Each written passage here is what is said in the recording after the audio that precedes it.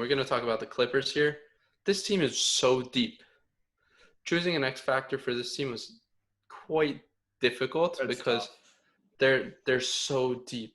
So I went with something that people really won't see as, oh, potentially this could change their season. But I feel like the signing of Joakim Noah Wow. could really, really affect how these guys finish the season off. He's coming into the game, giving you energy, giving you defense, giving you blocks. He's running down the court with you. He's trying to get that bucket on the offensive end. He's going to give you everything you're looking for in one of those bigs. I feel like you can't get a better center off of the free agent market like they did coming into the bubble, because Joakim Noah honestly is going to give this team a spark that they were missing.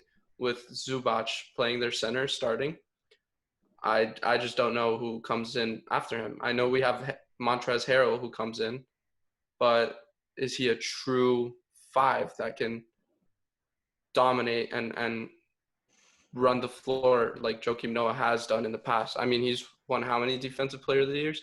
This guy is just he's done it before, and if he could show any sign of that talent, I feel like they're going to get a lot of use out of him. What do you think about that Joakim Noah pick? Yeah, the only thing I'm worried about is I don't know how much time he's going to see the floor.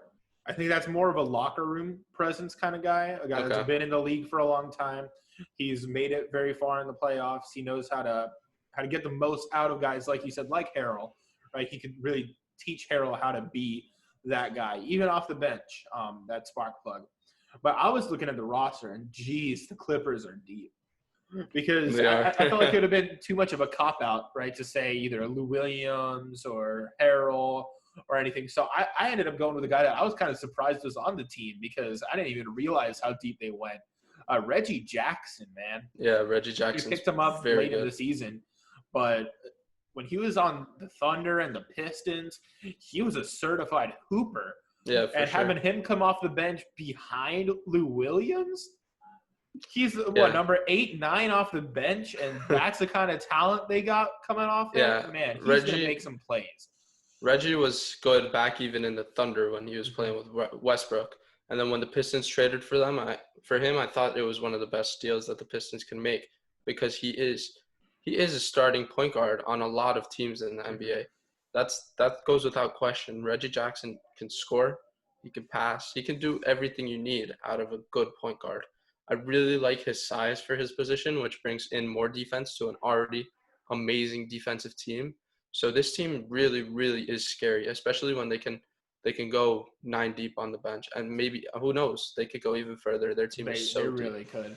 And another thing about Reggie Jackson that really made me pick him, that stands up above the rest of the crowd, is that no one's gonna game plan for him. You know, you see how deep the team is, right? You're going to think, okay, how do we stop their dynamic duo, right? How are we going to score on Patrick Beverley? How are we going to slow down the spark plug that is Harrell and Williams? And then you get Reggie Jackson coming off as the 9th man off the bench. He makes some plays. He opens up the floor. He makes the right passes, right? That's a game changer right there. It's so hard to game plan against the Clippers. When they're at full strength, they're ridiculous. 100% agree with you there. Thanks for watching. Make sure to like, comment, and subscribe, and follow our social medias for more updates. See you next time on Backseat Banter.